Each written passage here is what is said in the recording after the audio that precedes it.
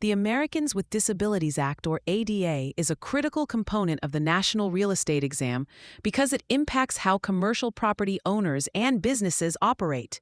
While many students confuse the ADA with the Fair Housing Act, you must distinguish them by remembering that the ADA focuses primarily on commercial facilities and public accommodations rather than strictly residential housing. On your exam, you are likely to see questions specifically targeting Title I and Title III. Title I deals with employment and dictates that any employer with 15 or more employees must provide reasonable accommodations for individuals with disabilities.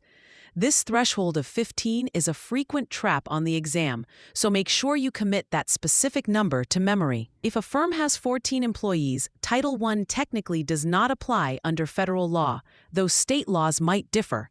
Moving into Title III, we find the core of real estate practice involving public accommodations.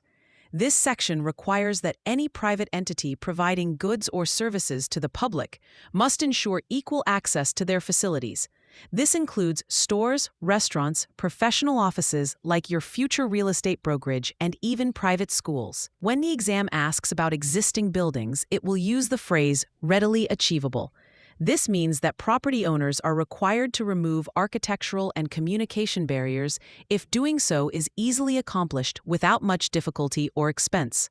Examples often cited on the exam include installing ramps, lowering public telephones, or adding raised markings on elevator buttons.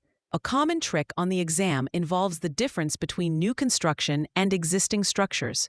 For new commercial buildings built for first occupancy after January 26, 1993, the standards are much stricter because these buildings must be fully accessible from the start.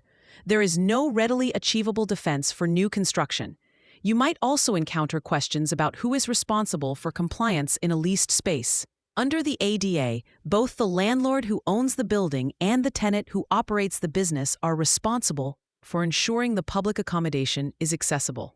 The exam may try to convince you that a lease agreement can shift this liability away from one party entirely, but for the purposes of federal law, both remain liable regardless of what their private contract says. To help you remember the scope of Title III, focus on the mnemonic, everybody enters. This reminds you that the ADA is about the entrance and movement of the public within a commercial space.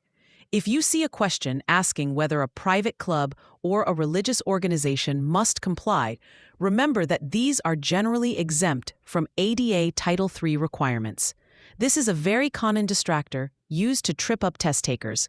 Another point of confusion is the definition of a disability. The ADA defines it as a physical or mental impairment that substantially limits one or more major life activities. The exam will test your understanding that this definition is broad and includes individuals with mobility issues, visual or hearing impairments, and even those with chronic illnesses like AIDS or recovering alcoholics.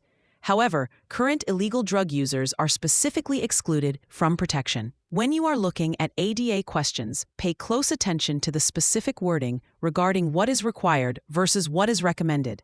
The law requires accommodations unless they pose an undue hardship, which is a high bar for a business to prove.